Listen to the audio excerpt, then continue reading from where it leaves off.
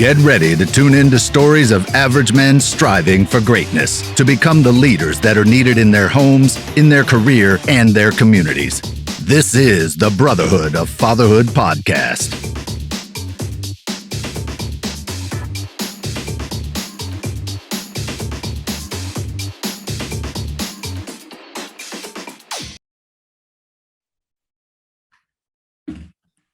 Hey, what's up, Brotherhood? This is Scott, your host. Today on this episode of Brotherhood of Fatherhood, I have my friend, Austin Linney, and I can say friend at this point. He is a serial entrepreneur, real estate investor, and a business and mindset coach is really where I want to dial in today.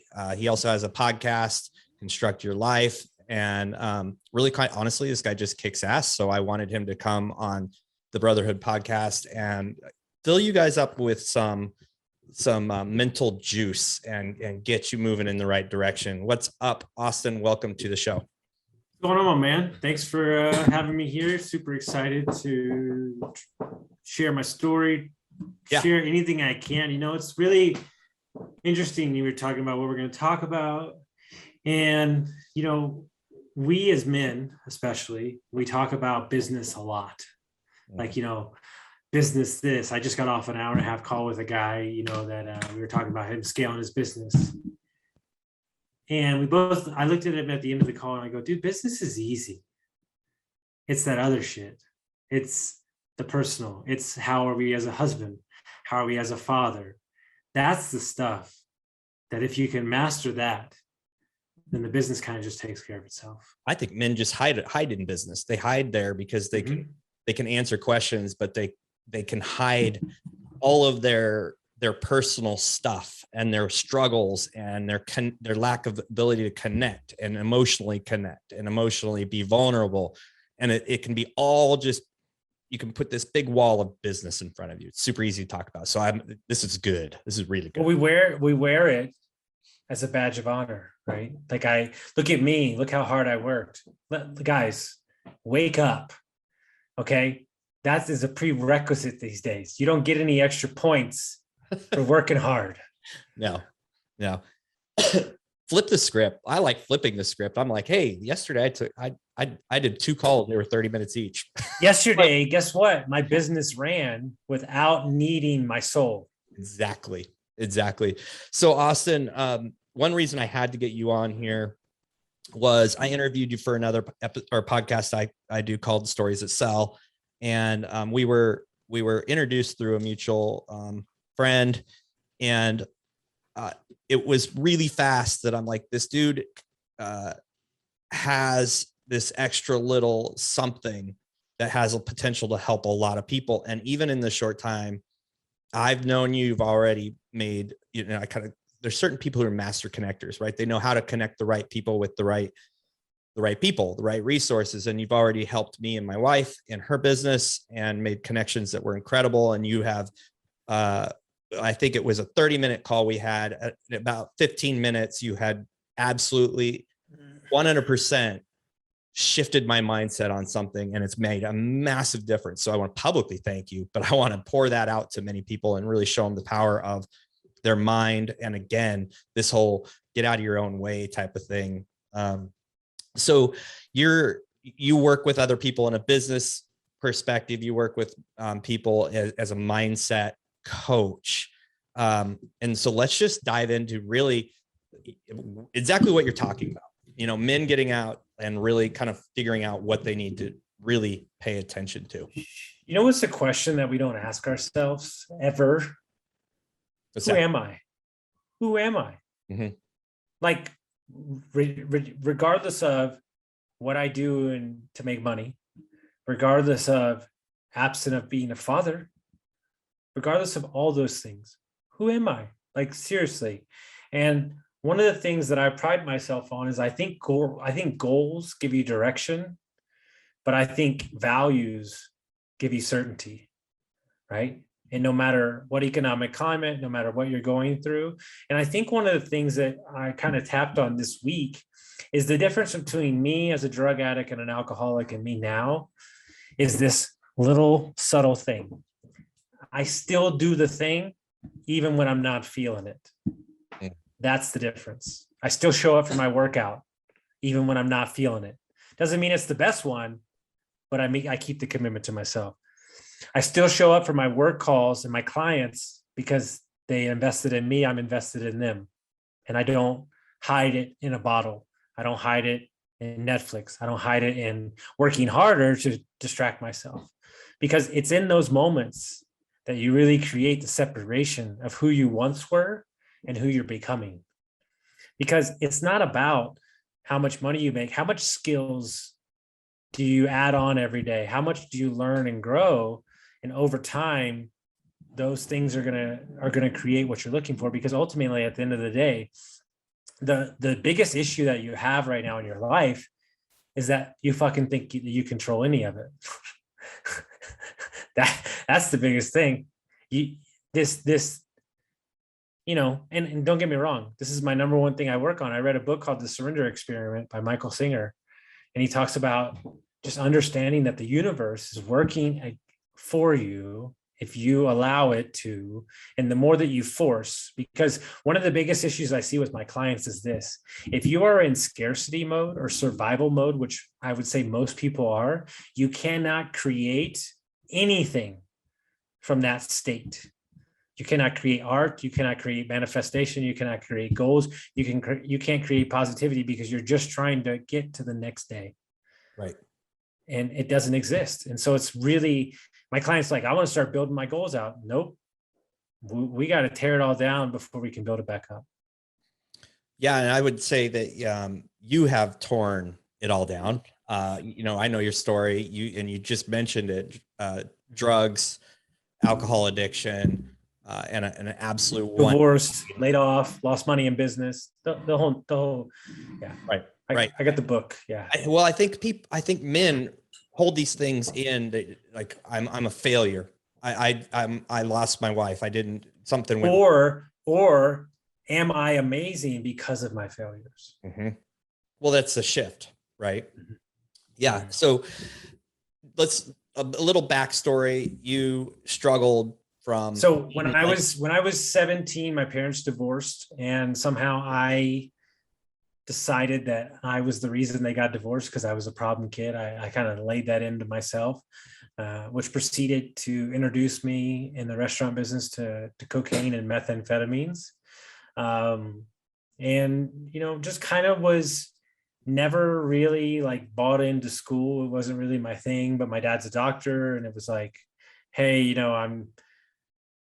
how do you live up to that? Like that whole ordeal. And then I started pushing him away when he got remarried, and proceeded to make the world my victim. Everybody was against me, and I never lost my work ethic. I still worked, but I was doing massive amounts of drugs. And kind of one of my first breaking points was I stayed up for like 8 days straight, and I hadn't eaten much, and I was taking Xanax to try to go to sleep, but I wasn't sleeping. I think I took like 40 Xanax that week. Plus I was doing like fucking 8 balls of meth and stuff. And I had an ex-girlfriend see me, and she was like, dude, you fucking look like shit.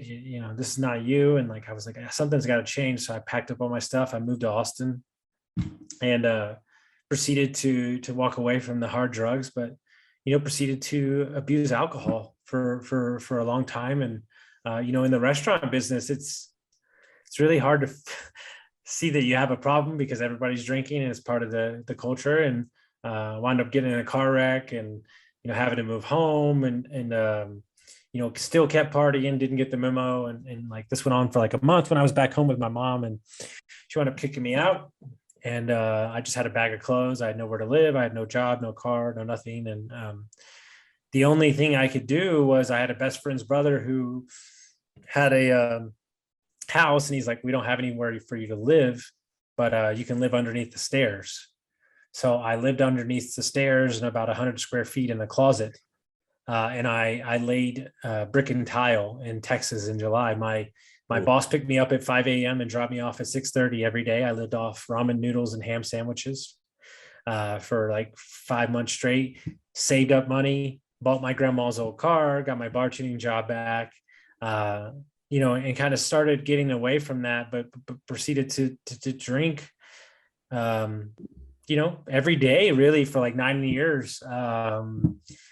And I've been sober for 2 years, 9 months, give or take, 10 months, and lost like 65 pounds. And, for me, there was a lot of shame around my sobriety for a long time because I thought that like you only had to go to 12 steps program. So I never spoke about it. I never really talked about it ever. Like I just didn't talk to people about it. And what I realized is when I was keeping those things in the closet, they were controlling every aspect of me when I was keeping them. But it's not until I brought them into the light that they no longer owned me, and I was able to just remove myself from them. So when I introduce myself at events, I'm like, hey, I was a drug addict, I was homeless, I was an alcoholic, I'm divorced, nice to meet you. And when I do that, it just like allows people to realize that their shit's not really that bad. And when you don't allow that shit to control you, you really have freedom from it. And you can look at it as something that served you instead of something that you're living inside of and you're never going to get out. Yeah, I think that mind shift of looking at these things that we've gone through as something that served you is a big pivot. You work with a lot of people, and you've been through the fire. You've been homeless. You're telling these stories kind of half-heartedly. I've heard the deeper versions of them, and they're intense. I mean, yeah, car wreck is just kind of a tiny sliver of that story. It's definitely got a lot more oomph to it. So you guys. Yeah. Austin has definitely been through it. You now you work with people. Does their severity of their story or all the stuff they've been through, does it really change the problem? Do most people kind of have those same barriers? It's the number one thing. It's, the real crutch of society is not alcoholism, it's not drug addiction, it's not porn, it's not any of those things. It's victimhood. It's that they think that they don't have a choice, right? Or I have to, like, I have to go do this, I have to go do that. And understand that here's the rub. If you're an alcoholic, you made the choices to get there. So if that's the case, then you can make the choices to get out of it. Mm-hmm. And here's the great thing in America. Everybody loves a comeback story. What's the favorite thing that people love? Before and after photos. That's like, America's obsession. Here's the shitty flip house. Here's how it looks good, right? And so write your own story.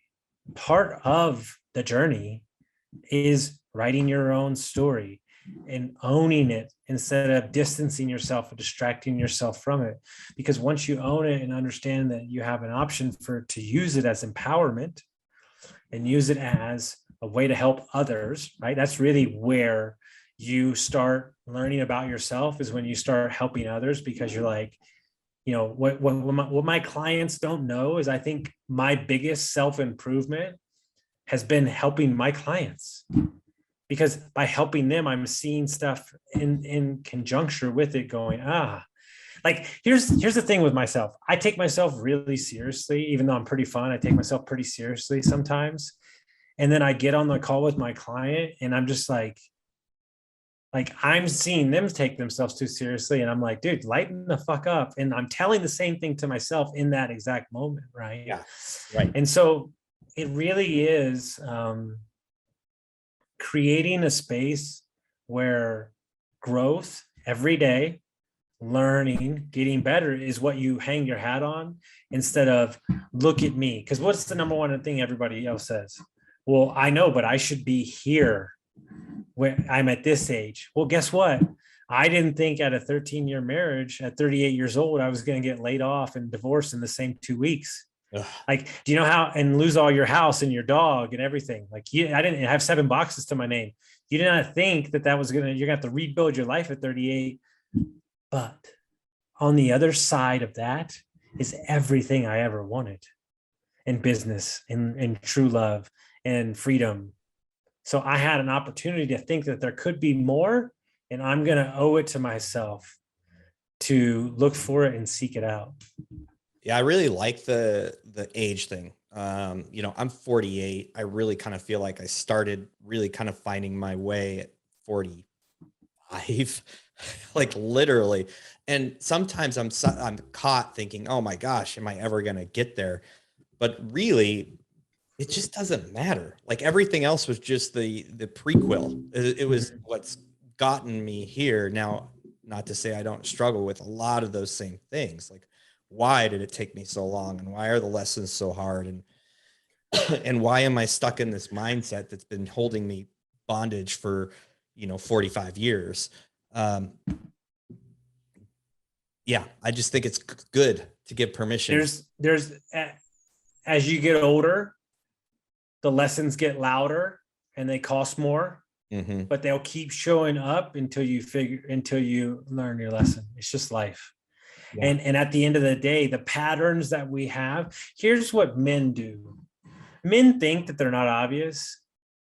Bro, to anybody that does this for a living, it's so obvious what you're doing. And for you to sit there and think that we don't know, we see it, dude. Like at the end of the day, like you have a choice to be the father, the husband, the man that you've always known you needed to be. And you need to remove way less off of external validation and seek internal validation on what you born to do, what you always knew you were supposed to do. And it starts today. And it doesn't matter what the fuck it looks like. All my clients, well, I know, but it's supposed to be like this and this. No. To be honest with you, while you're trying to fix yourself for about 6 months to a year, it's going to look pretty awkward and maybe get a little messy. But here's the great thing about blowing up your life like I have 6 times or more times, is that when you blow it up, there's also freedom because you don't have to hold on to that identity anymore. And I get to pick up what I want and move on with myself. So there's actually freedom in burning it all down. Yeah, I think that's good to acknowledge that freedom from burning it all down. It's the reason the Brotherhood of Fatherhood exists. Was these things came burning down and this rose from the ashes. So there's so much good in the bad. Really. And our need to stay away from the bad is actually hurting us more. Yeah. Like sometimes it's got to be, look, dude, let's just call it what it is. I've gone through some shit in my life, and there are many a nights, not so much anymore, where I was up at 2 a.m., 3 a.m. listening to Gary Vee, Jocko Willink. I was out on the field at 40-degree weather in Dallas, Texas, fucking running wind sprints for 7 miles, yelling Imagine Dragons at the top of my fucking lungs because I was rebuilding my mind. There have been those days. And what people don't understand is sometimes when I get up really early in the morning and I post it on Instagram, like really early, like 2:30 in the morning, I'm half telling other motherfuckers that you don't stand a chance. That you will not outwork me, but I'm also telling myself that you have an obligation to impact and change as many lives as you possibly can before you walk over this earth, because you were spared and most weren't. And when somebody dies close to me, and it happened a year ago, that was healthy and had been sober for 7 years and took his own life, I was fucked up for like 3 days because it made me like really look into my own sobriety, but then it also made me realize in the end how fortunate I was, because a lot don't make it out. Yeah. Well, let's get into that little nitty gritty, because I know that getting sober was not like, an easy thing, I'm sure. Let's talk about the method you use to get sober and get your mind moving, and the things you currently do and practice might not work for everybody, but I actually think they might. I mean, people here's the excuses, but here's the problem with addiction. It's not drinking that's the problem. It's that your subconscious mind needs it, and that your identity is wrapped up in you're an alcoholic. Okay. So that's the rub. It's not that you can't stop drinking. It's that once you stop drinking, you don't know who you are. And so now you have to rebuild your entire identity because that's what you resonated with. I'm the guy that goes out and drinks and watches football games. I'm the guy that goes and travels and does this. And then on top of that, you're changing who you are. So when you change yourself, your circle of friends are going to freak out because now you've made them have to look at themselves in the mirror because you're not in the herd anymore. So if you want to stop drinking or stop smoking or anything, you have to start with the dialogue that I am healthy and I do not drink anymore, or I am healthy and I'm not an alcoholic. And then once you change that, what will happen is in 30 to 45 days, you'll have a drink in your hand and you'll go, I don't even know why I'm doing this. I don't do this. Because 90% of what we do in this world is based off our subconscious mind. Mm-hmm. So I wasn't really drinking. I was subconsciously drinking, and you have to reprogram your brain to do that. And one of the ways that I did that is I started a business with two guys who were 9 months and 11 months sober. And it was the first time that I'd been around successful men that were sober, and they were comfortable and they were happy. And so they gave me the freedom and the space to do that. And then I started with health. For me, it was health. And it was, what if I adopted the lifestyle of a healthy person? Well, what does that look like? Well, it doesn't matter how much I bench. It doesn't matter what I do. It just matters that I move my body every day. And that's what I do. And so that's what I do. And I move my body every day. And it's kind of my trigger to like get my day going. And, it's not easy. What they always tell you, like, it was really easy for me to lose 65 to like those 60 pounds. It's really hard to lose that last 5. And it's taken forever and it's still going on. But then I realized that there's nowhere I'm trying to get because I already feel great. So if I just keep focusing on chasing feelings and feeling great, well, then over the long term, I'll be very healthy. Yeah. I haven't made that shift. I think that's a really important shift for people to understand, is that you will make really great gains. And let's just focus only on fitness, weight. You will make really great gains, but you have to put things into place. And you said, feeling great, the other benefits of exercise besides the weight, because you'll give up if you're waiting for that last 5 pounds. I've been waiting for the last 10 pounds. Not only that, you'll let your mood be dictated on those 5 pounds. Yep. Yeah. Yeah. True story, guys, I'll be as transparent as possible. Mentally, I couldn't handle the scale anymore. Couldn't do it. Yeah. It was running my whole day. And so I just threw it out the fucking window. And for a year and a half, I didn't measure myself. It was fucking freedom. It was so awesome. So awesome. Yeah. So you obviously had to develop some habits. And I know that you did 75 hard and that kind of changed you, and you hung on to a lot of those habits. I tell people, do 75 hard with caution. And I tell them that I did 151 days. So it's coming from a guy who did it. Basically, I didn't want to do it has, specific stages and changes. And I just wanted to keep going. And I did, because I just had developed a lifestyle that was, it was just part of my 2 45-minute workouts a day. Yep. One of them's going to be outside. Awesome. I still do that. That has not changed. I have not changed my water habit. I have not changed eating habits. Because you've created a baseline of habits that's 95% higher than the normal society. Yeah. And here's the scary thing. And this is what people don't understand.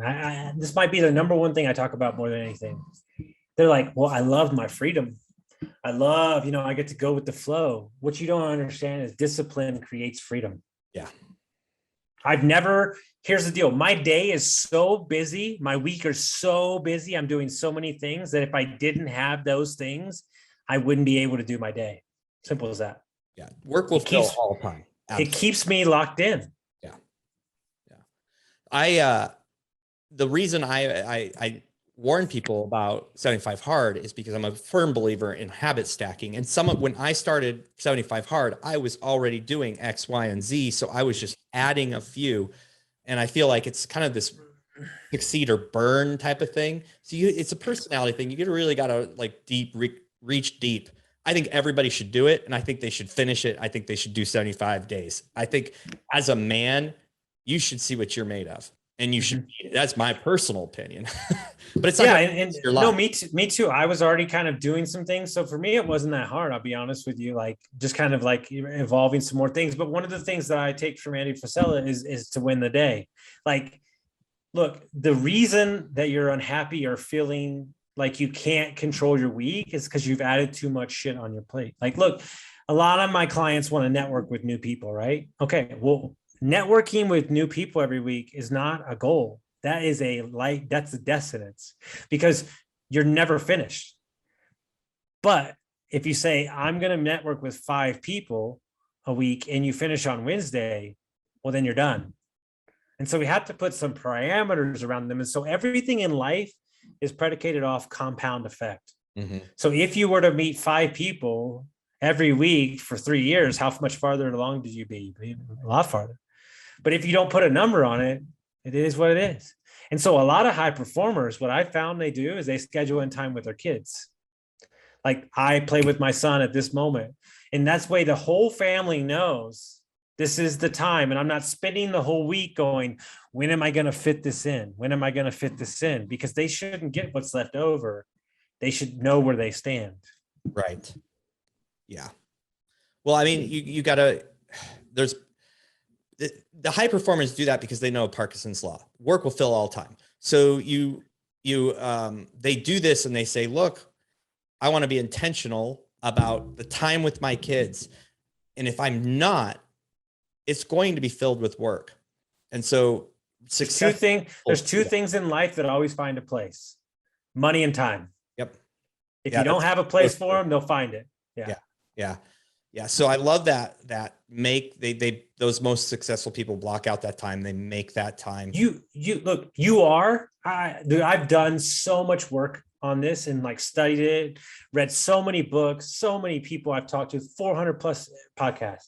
I really believe that this entire shit is predicated on your habits. I really do think, regardless of how much money you make, if you read Slight Edge from Jeff Olson, he says the problem with habits is they're just as easy to do, they're just as easy not to do.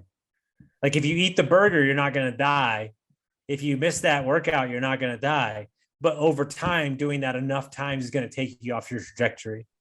But if you do small wins every day and you create a lifestyle based off of healthy habits, I promise you that the work you're putting in now will show up 6 months down the road, 8 months down the road. Like, look, I don't know what happened. I can't explain it. I'm going to write a book about it eventually. But from April, I had one of my biggest clients leave me who was addicted to drugs, and she didn't tell me, and she just ghosted me, and it was a lot of money, right? To here I was, and Leland said, you have 2 options. You can either pack it up and be a little, you know what, or you can figure it out. Stop being everybody's friend and treat your business like a business, right? Yep. May, best month ever. June, best month ever. July, best month ever. August beat that month. September, having record month, right? My business is flourishing. My clients are happy. But what people don't understand is that's all done because a year ago, I did 300 podcasts and posted every day and worked out and met with 1 million people. And I'm in the what I'm doing now will show up a year from now as well. Right. That's the number one rub, is that you have to be consistent with your actions when you don't see the benefits. That's the hardest thing. So yeah, it's so true, because you're sowing a seed that may not grow for who knows how long. And yeah, I'm so on board with this. So what is your routine look like? What things did you start doing to kind of replace? Because you said it's more of a replacement than it is. And everybody's addicted to something. Everybody's addicted to something. Is it positive or is it negative? And so for me, for me, it's I get up in the morning. I go walk for 45 minutes every day. I'll do some posting on social media, get my stuff out of the way for that. I'll message. I work with some people in Europe, so I'll message. We'll talk about some business stuff, and then I'm on the West Coast now in the last month, and my clients are in New York, so a lot of my calls are super early. So I'll do a little workout, and then what I do, and this is just me. It's just how I live my life. I front load my week. So Monday, Tuesday, Wednesdays, and like today I have a busy day just for some reason, but typically Monday, Tuesday, Wednesdays are my busy days. And I'm real big into time blocking my schedule. So Mondays for coaching. So I might be working for 16 hours, but I'm done for the week. Right. And so I think one of the number one issues, and I don't schedule things on Friday. Like that's my loose day. I'm kind of like talking to investors or golfing. But what I do is like, let's say, I think this is where a lot of people mess up their schedule. Let's say on Tuesday, I have one meeting and that's at 9:00, right? Well, what people will do is they'll say, let me take a meeting at 3:00 in the afternoon. I do this. I hate it. No, you will not. You will schedule it a different day, or it's going to be at 8:00 or 10:00 and you're done. So I have two meetings and then I'm done. No, but that's not what people do. I might have a meeting at 7:00 and I'm gonna have a meeting at 4 in the afternoon. Sorry, Charlie, doesn't work. Move it to a different day. Yeah, I agree. It's something I'm working really hard on. And that's why yesterday I had a day of nothing basically. And I got to do cool stuff, but I want to talk to a specific group of people. Hopefully they're listening. There are some men in the group that I feel like, and this is going to be always in life. You say, they're like, I can't work out. I get up at 3 a.m. and I drive to work. It takes me an hour to get there. I work until 4 p.m. It takes me an hour to work home. Then I go to my son's XYZ. And I'm just so tired of hearing it. I'm so tired of hearing it. So I want to hear from your point of view, this eternal excuse of time. So whoever says that, save that bullshit for yourself. Like it's just the guys that are up with it. We know that you're full of shit. Yeah, it's as simple as that. Yeah, dude, I have been to a gym like twice this year because of COVID. Like, you don't need get some weights. There's a thing outside. It's called pavement. You walk on it. It's very free, But here's what we're doing: is we're gonna create and we're gonna put excuses in our life so we have an out. Always, we're gonna hide our workout clothes in the drawer instead of put them out in the morning, right? We're gonna because here's what they don't tell you, and this is where it gets really like psychologically.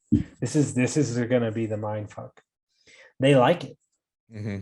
They like it because then they have something to bitch about because you're playing the victim. But I'm gonna let you in on a secret. My mantra and kind of my thing that got me going, and my staff has full disclosure to send this to me whenever I complain. Nobody cares, work harder. Yep. Guys, you're either healthy or you're not, but understand that when you don't have your health, it's all you'll want. And so I really think that, Ed Milet says, what does he say? Train like an athlete, think like a CEO. Like, you're seeing all these entrepreneurs these days on stage. Like if you make, and I mean this so much, it's not even funny. If you make $2 million net profit a month and you are 90 pounds overweight, I don't give a fuck what you have to say. I literally don't care. Are you a whole life millionaire? Does your kids like you? Do your wife like you? Are you healthy? Do you make money? Are you a great boss? It's the whole package, baby. My mentor has a podcast, coaches 20 people, owns 3 hotels, has 5 development projects going on, and 2 young girls, and he works out every day. Yeah. I struggle with people like that because I'm like, you are your own worst enemy. And the beautiful thing about complaining, the beautiful thing about being complacent, it's not beautiful at all, is that you will be surrounded by people who complain and are complacent. It's the only people that'll hang out with you. You'll hate your life. You'll hate them, but you will get fatter and you will get lazier and you'll get poorer and you'll get more unhappy. I will say this though. I think one of the things that gets them hung up is they're too worried about what it needs to be instead of just the act of doing it. Guys, we're not in PE class anymore. Nobody gives a shit how much you're benching. But the act of keeping the promises to yourself and doing it, even if it's for 15 minutes, if it's walking, that's all that matters. And then over time, that 15 turns into 20 and so on and so on. But we get caught up in overthinking. Well, it needs to look like this, and I need to run this much, and I need to lift this much weight. No. It's the internal confidence. Where I messed up with my drug addiction and my alcoholism is I thought it was the promises that other people broke to me that were messing me up. And I realized it was the promises I broke to myself. Yeah. I had no internal contract with myself because I ruined it so many times. I stopped and started so many times. And so when I say that I get viscerally aggressive, when I sign up for something, I'm doing it.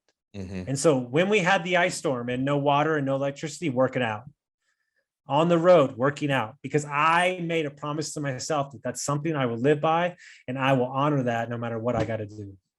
Yeah. I live by the same mantra. There's nothing that breaks it. There's nothing.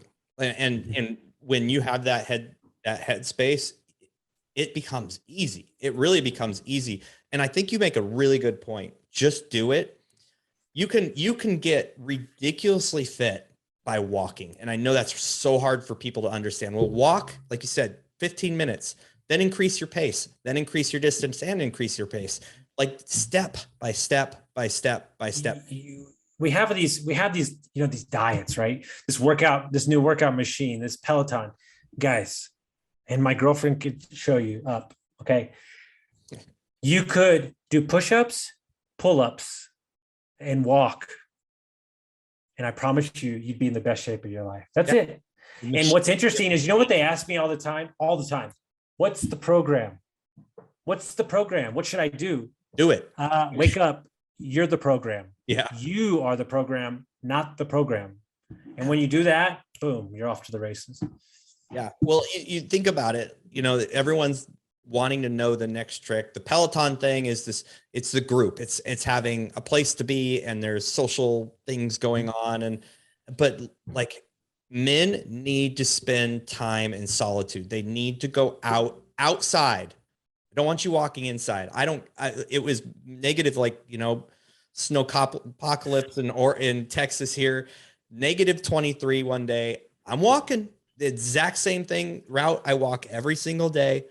It was beautiful. No one was around. There's so much flow. You get in a flow. Dude, I met a real estate investor in Austin at a meetup who was 70, I want to say, and owned a bunch of properties.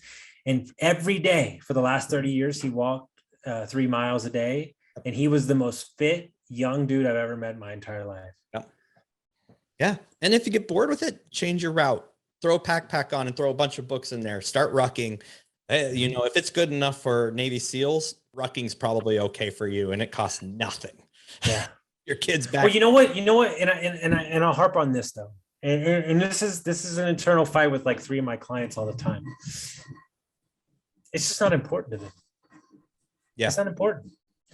If it's important, if you have a health scare, it'll get real important real quick. I just had a client go through COVID, and he's trying to get in shape already.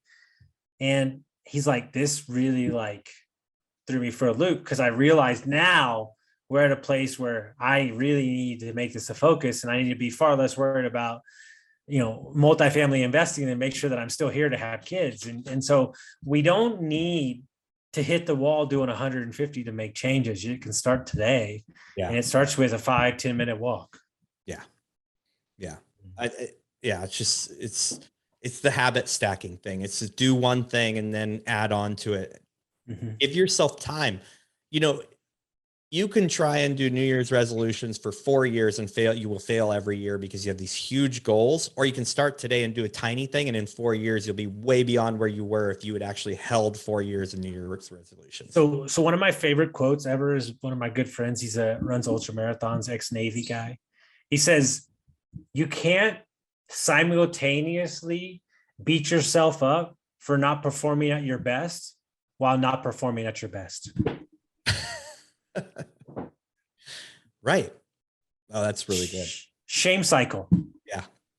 Oh, you didn't do this. And now I'm going to beat myself up again. And then we're just in this shame loop over and over again. Yeah. What about you got to give yourself some grace.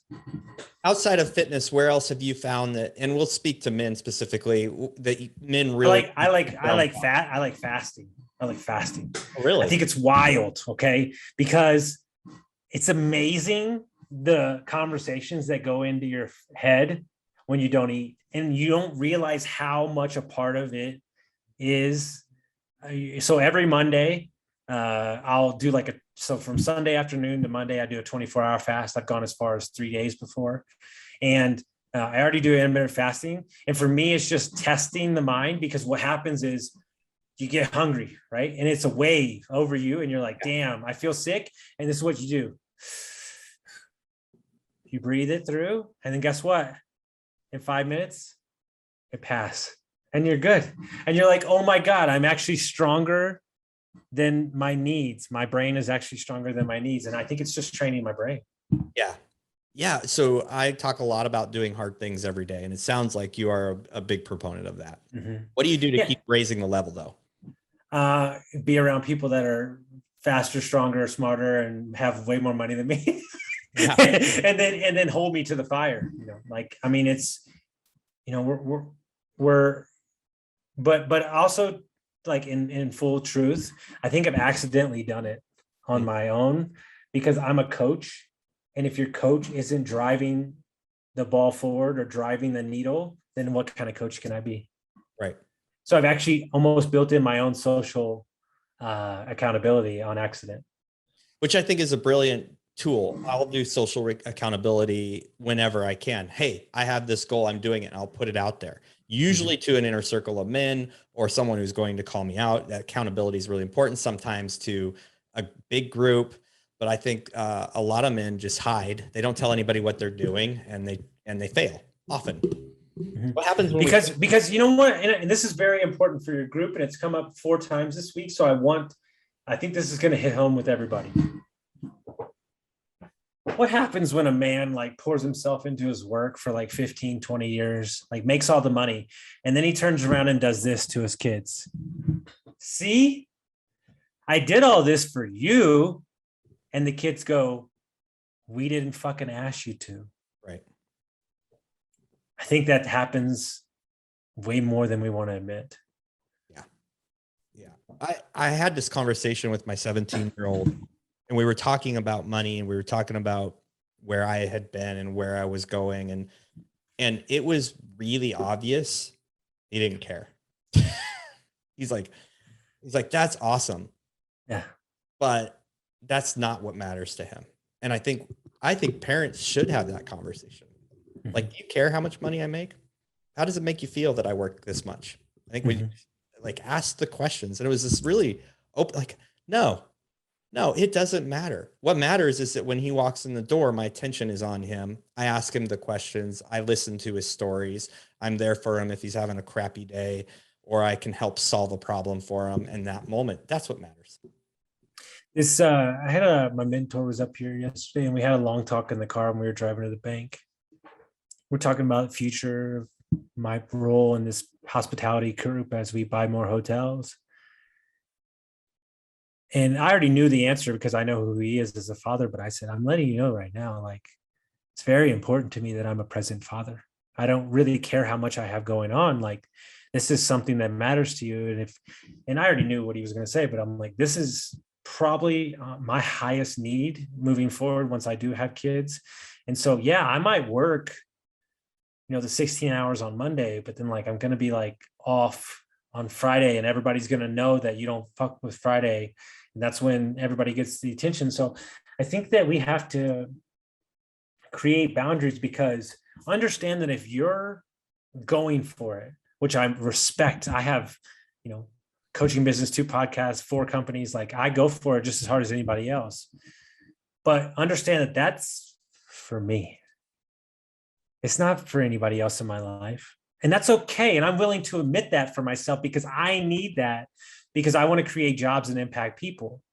But understand that the people in my life don't need They don't need to, Leland, you know what he said, that like we almost fell out of our chair. Like when he said on the podcast, he said, I think a lot of people are walking around this world living others' injected values. Yeah. And so understand that your values, and you're getting upset with your counterpart or somebody, your business partner, they don't hold the same values as you. But what you did is you just evaluated, you just said out loud, this is what I'm going to do at this point. And I think you said that probably at a risk. Like, what if somebody that you're working with is like, no, if you're working in this group, you're working 60 hours a week and you're always working Monday, Tuesday, Wednesday, Thursday, Friday. That doesn't work for me. Yep. I thank you though. And what's really odd, and I'm not saying it's why we got divorced. That's not what I'm saying. And it took me 36 years to admit this. But me and my ex-wife got in a really, really big fight, like really nasty, like going to Christmas. And I said to her, I don't give a shit what you think. I'm going to chase success for me and to create impact. And what sounds really weird to say this, it was the first time that I admitted it to myself. Mm-hmm. And I think from there, there's no turning back. Because I finally told the universe, yes, this is what I truly want. I don't have one foot in, one foot out. I've got all the feet in. And ever since then, everything is both feet in. And this is a little different than your story, but it's the same. A lot of men over the last 3 years have messaged me because I've always talked about, hey, I'm leaving XYZ to go do this thing because I know it's going to progress me further. I'm leaving this job that pays me well and monthly and gives me all these perks to do XYZ. And then will message me, many men, what do I do to start my own business? What do I do to take my hobby into the next level? And you just said it. You just like put both feet in and make it very clear and just do it. Look, I do this exercise with my clients. So I'll try to do it. It's really interesting exercise. I tell them, I said, what if you went all the way in, and you let everybody know in your life that you were going all the way in for the next 6 months. And I say, name me, 5 positive things that would happen. Well, I'd be healthier. I'd have more money. I'd have fulfillment. The business would explode and everything. And I say, okay, great. Now name me the negative. There is none. You're not all in. Yeah. You're not all in. You're halfway in. You're letting the fear hold your other leg back. Yeah. Yeah. Same story I tell all the time. It's like you walk into a bathroom and it's just ridiculously disgusting, but you got to do your business. You're in there. And by the time you're washing your hands, you're like just totally normal. And the guy comes walking in, he's like, oh, you can tell, like, and you're like, oh, I didn't even smell it. That's you in your life right now. You're so in your own shit, you don't smell it. Mm-hmm. Yeah, I love that. I'm going to steal that. That's fucking great. Yeah, I have a longer version of it, but that's my favorite. I heard that about 12 years ago, and I'm like, well, the problem is I heard someone tell that story, and I literally was like, wow, I am sitting in that bathroom right now, and it's disgusting. I love it. Yeah. So, Austin, this has been ridiculously awesome. I want guys to understand where to find you because I think it's incredibly important. And yeah. So one last really important question for you. What's that? When you're done. Okay. So austinlinney.com, LINNEY, or you can check me up on Instagram, Austin Linney, shoot me a DM. Awesome. And Austin, just from my input, Austin is authentic. He will help you if he can. He will push you and make you feel comfortable. The dude, I think, had me crying 15 minutes and we weren't even supposed to be talking about the thing we were talking about. So, and literally, I'm going to say it, changed my life in that 15 minutes. Just no, but you want to know why I did though, because I changed your wife's life. Yeah. And because I saw how much her happiness meant to you, and that's the way to your heart. Yeah. You know it, brother. You know it. And I'll be eternally thankful. Last question. When you've left this world, what will your legacy be if you've succeeded? I want everybody to clap their hands and say, good fucking game. Mm-hmm. I always say this, and it's Ed Milet that really made me think about this. He said he believes that when he's done and this world's over, he said he's going to walk up to God, and standing next to God is going to be the best version of himself that God created. And he goes, I want that guy to look at me and go, good fucking game. So same version. Yeah, that's same version. Yeah. Awesome. Thank you so much, Austin. Thanks for pouring into the men that listen to this. Awesome. Thank you, sir. Thank you for listening to the Brotherhood of Fatherhood podcast. If you enjoyed the podcast, be sure to share it with your friends, your family, and follow us on social media. If you are a father, make sure you join our Facebook group, the Brotherhood of Fatherhood. Hit the subscribe button and tune in next time for more podcasts from the Brotherhood of Fatherhood.